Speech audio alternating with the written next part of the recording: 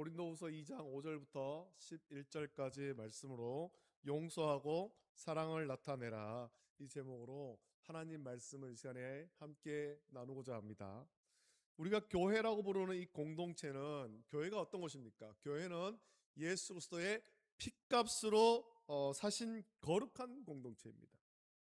그리고 이 교회는 하나님의 가족이 된 영가족이고, 또 하나님의 은혜로 살아가는 성도들의 모임, 그래서 은혜의 공동체입니다. 하지만 동시에 이 땅에 발을 딛고 있는 교회는 여전히 죄의 본성을 가진 연약한 성도의 모임이기도 합니다. 그래서 우리가 다 하나님을 믿고 예수 그리스도를 구주로 믿어 구원받은 기쁨이 충만한 성도입니다만, 교회 안에 교회가 항상 기쁘고 항상 즐겁고 항상 사랑이 넘치기만 한 것은 아니라는 겁니다. 교회 안에 때로는 어려움이 있죠. 문제가 있죠.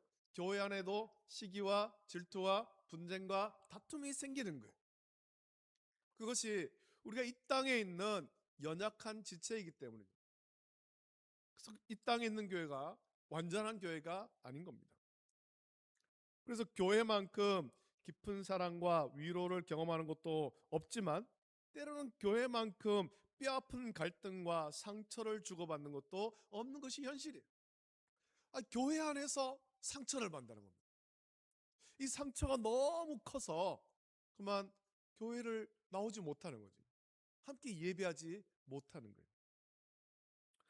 오늘 우리가 마주한 고린도 교회는 이 두 가지 모습을 극명하게 보여주는 교회였습니다. 그들은 놀라운 은사들을 소유했지만, 우리가 고린도전서의 말씀을 묵상했습니다만, 고린도 교회는 많은 은사가 있었습니다. 다양한 은사가 있었습니다. 놀라운 은사를 소유했지만 그에 못지않게 심각한 분열과 도덕적인 문제들로 가득했습니다. 그래서 고린도전서에서 바울은 너희들이 많은 은사를 가졌는데 이 은사들 가운데 가장 좋은 은사가 사랑이라고 권면한 겁니다. 사랑으로 은사를 사용하라는 거죠. 바울은 이 교회를 향해서 아버지의 심정으로 눈물로 쓴 편지를 보내며 그들의 죄를 책망하고 징계를 요구했습니다.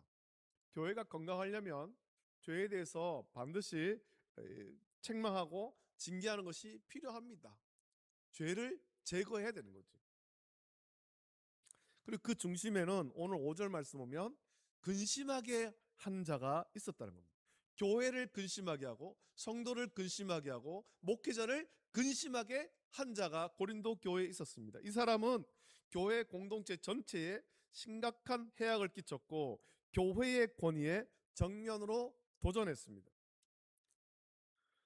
바울은 이 근심하게 한 자가 구체적으로 누구이며 어떻게 근심하게 했는지는 밝히지 않습니다만, 아마도 고린도전서 5장에서 언급된 그 5장을 보면 근친상간의 죄를 저지른 자이거나, 혹은 목회자의 사도적 권위, 특별히 바울의 사도적 권위를 폄훼하고 교회를 어지럽힌 그런 사람 중에 한 사람인 것 같습니다. 교회에 분란을 일으킨 거예요. 교회를 힘들게 하는 거죠. 모든 성도를 근심하게 하고 또 목회자를 근심하게 한 자죠. 또 이것은 결국 우리 주님의 마음을 아프게 하는 겁니다. 바울의 단호한 권면에 따라서 고린도 교회는 많은 사람에게 벌을 줬습니다. 교회가 건강하려면 어쩔 수가 없는 거예요. 권증이 시행돼야 되죠. 교회가 건강하려면 공적인 권증이 반드시 있어야 되는 것입니다. 교회 안에서 죄를 제거해야 됩니다. 공동체 안에 죄를 밝히고 죄를 제거해야 됩니다. 그런데 오늘 본문에서 바울의 어조는 이제 180도 바뀌고 있습니다. 그 앞에까지는 책망을 해라, 죄에 대해서 벌을 줘야 된다, 그렇게 말합니다만, 오늘 본문에서 이제 바뀝니다. 단호하게 징계를 요구했던 그가 이제는 그 누구보다 간절하게 용서와 사랑을 호소하고 있습니다. 바울은 이렇게 말하지요. 징계를 받은 그 사람이 너무 많은 근심에 잠길까 염려한다라고 했습니다. 벌을 줘야 되는 건 맞는데, 벌을 줘서 교회 안에 이것이 죄다 밝히고 죄를 제거하고 죄를 지은 사람에 대해서 벌을 주는 건 맞지만, 너무 가혹하게 해서 그 벌 받은 사람이 오히려 근심하게 될까, 그래서 한 사람을 잃을까, 그것을 염려하는 겁니다. 여러분, 교회의 징계, 교회의 권징은 정죄나 파괴가 목적이 아닙니다. 어떤 죄를 지은 사람, 징계를 받아야 될 사람이 있으면 그 사람의 죄를 만천하에 밝혀가지고 떠벌리고 저 사람은 죄 지은 사람이다 막 서로 징계하고 손가락질하고 욕해가지고 그 사람을 죽이는 것이 목적이 아니라는 겁니다. 교회의 권징의 목적은 회복과 구원의 목적이 있는 거예요. 죄 지은 사람이 죄를 깨닫고 회개하게 하는 것이고, 또 뭐 다른 성도들도 야, 우리가 저런 죄를 짓지 말아야 되겠다 하면서 교회 공동체를 건강하게 지키려고 같이 노력하는 겁니다. 교회 안에 죄가 있었음에 대해서 같이 마음 아파하는 겁니다. 그것이 교회 권징의 목적이지요. 교회의 건강함과 온전한 믿음의 성도를 지키려는 징계의 목적이 이루어졌다면, 즉 당사자가 회개하고 돌이켰다면, 교회는 이제 두 번째 사명인 용서와 회복에 전심을 다해야 되는 것입니다. 오늘 말씀을 통해서 하나님께서는 왜 우리에게 용서하고 사랑을 나타내라 라고 명령하시는지, 그리고 이 명령에 순종하는 것이 사탄의 계책을 무너뜨리고 예수 그리스도의 몸된 교회를 세우는 유일한 길임을 함께 나누면서 우리에게 주신 십자가 사랑의 의미를 되새기는 저와 여러분이 되길 원합니다. 자, 6절에서 바울은 교회에 내린 징계, 이 권징이 족하도다라고 선언합니다. 너희들이 그런 죄에 대해서 죄를 밝히고 어, 벌을 준 것이 족하다는 겁니다. 징계는 충분했습니다.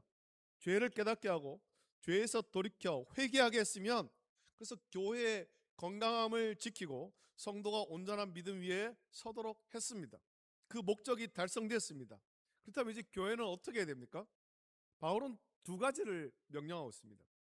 오늘 본문 7절 8절 보면, 그러즉 너희는 차라리 그를 용서하고 위로할 것이니 그가 너무 많은 근심에 잠길까 두려워하노라. 그러므로 너희를 권하노니 사랑을 그들에게 나타내라 라고 권면합니다. 첫 번째 명령하는 것은 용서하고 위로하라 라는 겁니다. 바울은 교회가 그를 용서하지 않을 때 그가 너무 많은 근심에 잠길까 두려워했습니다. 교회의 공적인 그런 권징을 시행했습니다. 교회에서 공적으로 벌을 줬습니다. 그리고 그 권징이 이제 끝났다는 거죠. 그런데 그 이후에, 권징이 끝난 이후에도 여전히 성도들의 시선이 아유, 저 사람은 죄 지은 사람이야, 저 사람은 나쁜 일을 저질렀어, 이런 시선을 거두지 않는다면 그 사람이 과연 거기에 계속 있을 수 있겠습니까? 그 교회를, 그 공동체에 계속 있을 수 있겠습니까? 바울은 그를 용서하라는 겁니다. 벌을 주고 그 권징의 목적이 완료되었으면 그를 용서해서 그가 너무 많은 근심에 잠기지 않게 하라는 거죠. 여기서 너무 많은 근심은 문자 그대로 과도한 슬픔에 삼켜져 버린 상태를 말하는 겁니다. 회개를 넘어선 절망, 나는 이제 끝이다, 하나님도 교회도 나를 버렸다라고 파멸적인 낙심을 당하는 겁니다.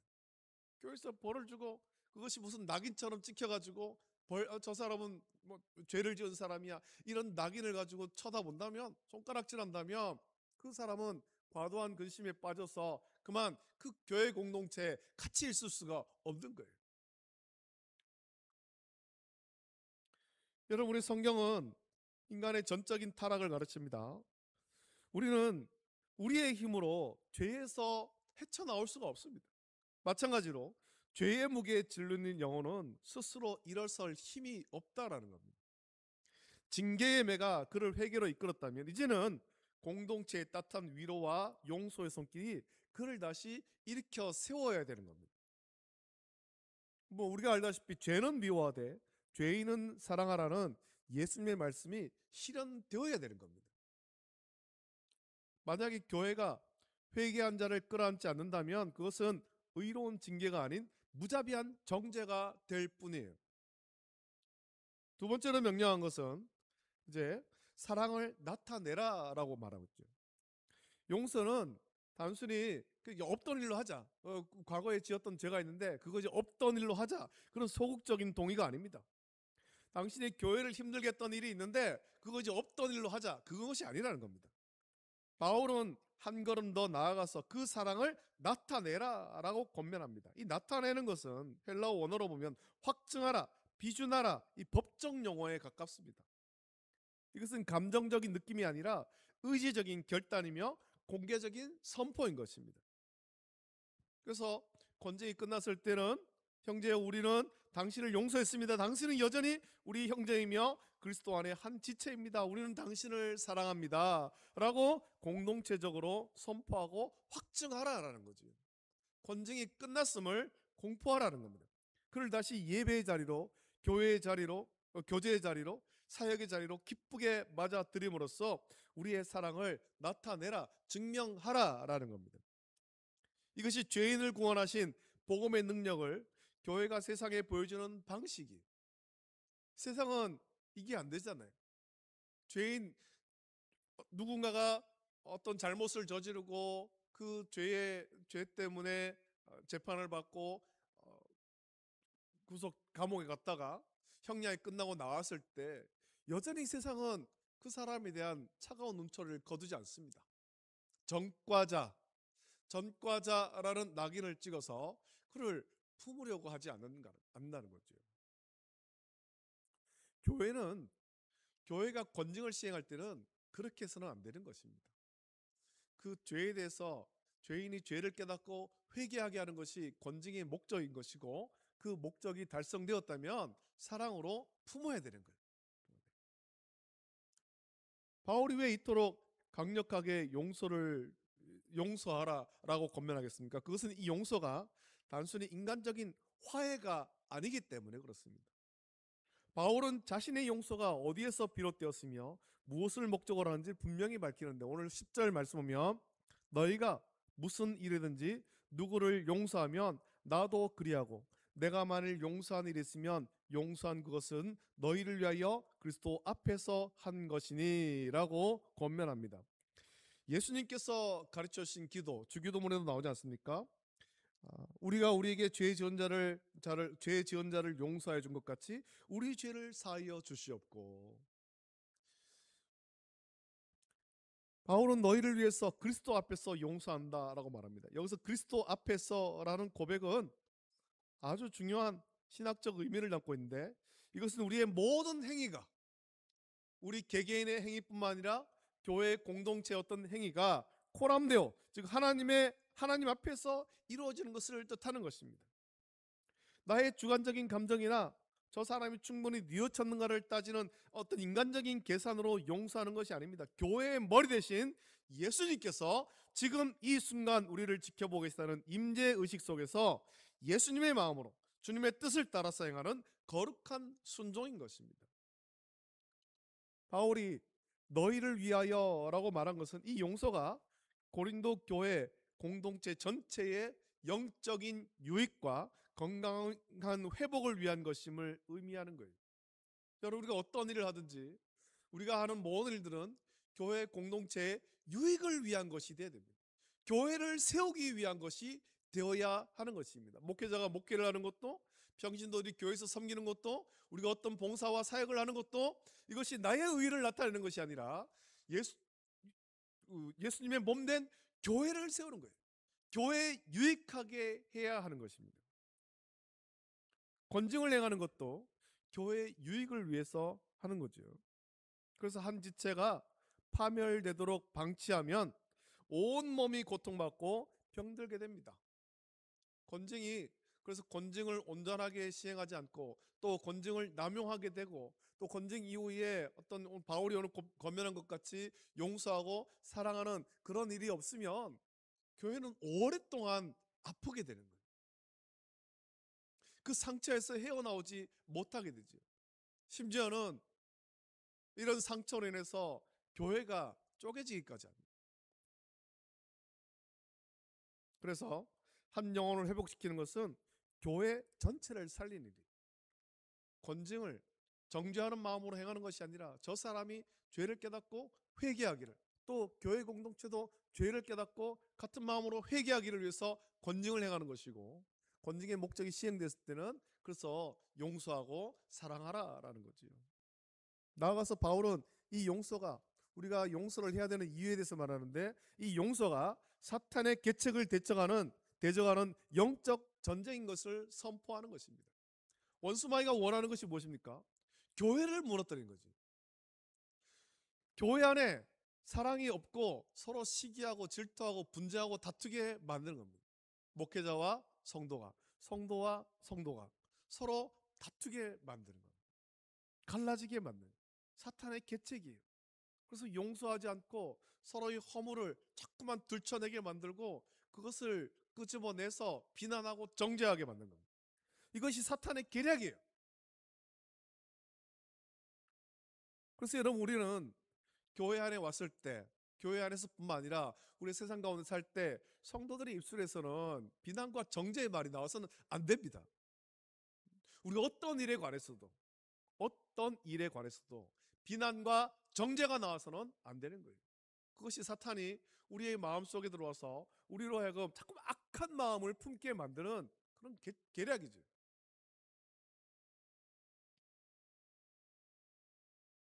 제가 세상의 일로 인해서 교회에서 자꾸 그런 얘기들 하지 마시라라고 얘기하는 이유가 그거예요. 세상의 시끄러운 일로 인해서 성도들이 그 얘기를 나눌 때 마음이 어떤 마음이 듭니까? 비난하고 정죄한 일에 동참하게 되는 거잖아요. 그것은 우리 하나님이 원하시는 것이 아니고 사탄의 계책이라는 것입니다.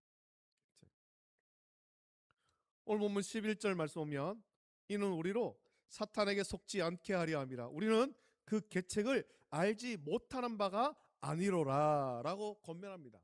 사탄의 계책을 우리가 다 압니다. 교회를 분열시키고 교회의 다툼을 일으키고 교회의 사랑이 없게 만들어버린 것, 이것이 사탄의 계책이라는 것을 우리가 다 알고 있다라는 겁니다. 알고 있으면 거기에 속지 말아야 되죠. 바울은 왜 용서하지 않는 것을 사탄에게 속는 것이라고까지 말했겠습니까?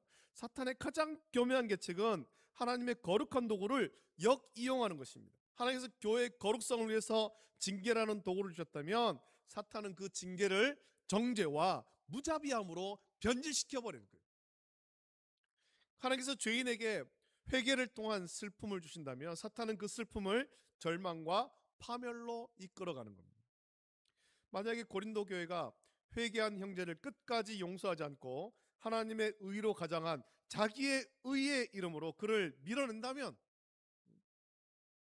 교회는 스스로 사탄의 편에 서게 되는 꼴이 되는 겁니다. 사탄은 교회가 서로 물고 뜯으며 분열하게 만들고 한 영혼이 절망 속에 실족하게 만들므로 예수 그리스도의 십자가 공로를 무색하게 만드는 겁니다. 예수님께서 십자가 위에서 왜 못 박혀 보혈을 흘려 죽었습니까? 우리를 다 용서하시고 구원하기 위해서잖아요.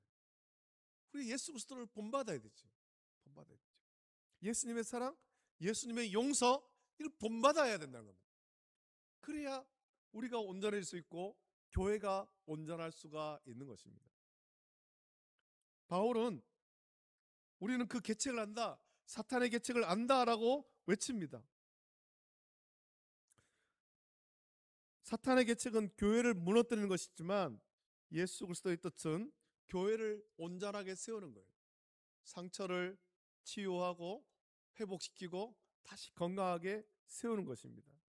그러므로 회개한 자를 용서하고 사랑으로 품는 것은 사탄의 계책을 정면으로 파괴하고 예수 그리스도의 승리를 선포하는 교회의 영적 선전포고인 것입니다. 여러분, 용서하고 사랑을 나타내라, 이 명령은 오늘 우리에게 동일하게 주어졌습니다. 어쩌면 우리 안에도 고린도 교회처럼 근심하게 한 자가 있을지 모릅니다. 나에게 잊을 수 없는 상처를 준 사람, 공동체를 아프게 한 사람, 도무지 용서하고 싶지 않은 사람이 우리 가운데 있을 수도 있다는 겁니다. 우리가 어떻게 해야 되겠습니까? 우리의 힘과 우리의 의지로는 진정으로 용서할 수 없습니다. 우리의 본성은 여전히 내가 받은 만큼 갚아주고 싶은 거예요. 내가 상처 입은 만큼 상처를 주고 싶은 거예요. 이때 우리가 사탄의 계책에 속지 않고 용서해야 될 사랑을 사랑으로 품을 수 있는 유일한 길이 있습니다. 그것은 예수 그리스도의 십자가를 더 깊이 묵상하는 것입니다. 나를 죄에서 구원하신 예수님을 묵상하는 겁니다. 허물과 죄로 영원히 죽은 나를 살리신 예수님을 묵상하는 거예요. 여러분, 우리는 허물과 죄로 영원히 죽었던 자들이죠. 또 본질상 진노의 자녀였고 하나님과 원수된 자들이었습니다. 하나님 편에서 볼 때 우리야말로 하나님을 가장 근심하게 한 자들이었습니다. 그런 우리를 위해서 우리의 회개를 기다리신 것이 아니라 우리가 아직 죄인 되었을 때, 우리가 주님을 알지도 못하고 대적하던 그때 독생자 예수 그리스도를 십자가에 못 박아 보혈을 흘려 죽게 하심으로 우리를 향한 자기의 사랑을 하나님께서 확증하셨습니다. 바울이 로마서에서 그것을 기록하고 있죠. 우리가 받은 용서는 이것처럼 아주 값비싼 용서, 무조건적인 용서인 것입니다. 여러분, 우리가 받은 사랑은 이것처럼 상상할 수 없는 확증된 사랑입니다. 예수님께서 들려주신 1만 달란트를 탕감해 준 그 주인의 이야기 같지 않습니까? 1만 달란트 빚을 탕감받은 우리가 어떻게 해서 우리에게 100데나리온 빚진 형제를 용서하지 못하고 있습니까? 여러분, 사탄은 지금도 우리에게 속삭이고 있습니다. 용서하지 마라. 저들은 저 사람을 용서하지 마라. 네 마음에 있는 저 사람에 대한 그런 분노, 저 사람에 대한 원망을 점점 더 키우게 만든 겁니다. 미워하고 정죄하는 이야기를 계속하게 만들고 거기 동참하게 만드는 거예요. 그게 사탄의 계책이잖아요. 여러분, 우리 거짓된 속삭임에 속지 말아야 됩니다. 우리가 그것을 알고 있으면서도 우리 여전히 거기에 속는 사람이 너무 많은 거예요. 여러분, 교회 안에서 어떤 일에 관해서도 비난하고 정죄하고 이런 이야기를 하지 마십시오. 그건 사탄의 계책입니다. 우리가 해야 될 것은 우리 마음에 어떤 불평과 원망이 생길 때 더 십자가를 바라보는 겁니다. 나를 위해 모든 것을 내어신 예수님의 성품, 원수까지도 사랑하신 예수님의 마음을 본받게 해달라고 우리가 계속해서 기도해야 됩니다. 그리고 오늘 예수님이 가신 그 사랑의 길을 우리도 따라가기를 결단해야 되는 것입니다. 그래서 우리 교회가 용서할 자격 없는 자들을 용서하고 사랑받을 자격 없는 자들을 사랑함으로 사탄의 모든 계책을 무너뜨리고 세상을 향해서 십자가 복음의 능력을 온전히 나타내고 확증하는 거룩한 공동체, 예수님이 기뻐하시는 참된 교회로 굳건하게 서게 되기를 예수님의 이름으로 축복합니다. 기도하겠습니다. 거룩하신 아버지 하나님, 사랑과 은혜를 감사드립니다. 오늘도 우리가 고린도 후서의 말씀을 묵상하며 우리가 어떤 교회가 되어야 될 것인가 같이 묵상하였습니다. 고린도 교회 안에 참 근심하게 한 자가 있었습니다. 이 일로 인해서 바울은 그 일에 관해서 권증을 행하라고 그렇게 권면을 했습니다. 권증은 반드시 있어야 됩니다. 교회의 건강을 지키기 위해서 권증을 반드시 해야 되지만 권증의 목적이 완료되었을 때, 달성되었을 때 그 이후에는 우리가 오히려 용서하고 사랑하고 품고 같은 공동체로서 함께 세워갈 수 있도록 은혜를 내려 주시옵소서. 아버지 하나님, 원수마귀는 자꾸만 우리에게 누군가를 미워하고 정죄하고 비난하게 해서 또 그런 일들을 우리가 자꾸만 이야기하게 해서 교회를 분열시키려고 합니다. 교회를 망가뜨리려고 합니다. 교회를 무너뜨리려고 합니다. 이런 사탄의 계책에 속지 않게 하여 주시옵소서. 우리가 어떤 일에 관해서도 교회 안에서 비난하고 정죄하고 원망하는 이야기를 하지 않게 하시고 그런 마음이 들 때 더 십자가를 바라볼 수 있도록 은혜를 내려 주시옵소서. 감사합니다. 예수님의 이름으로 기도드립니다. 아멘.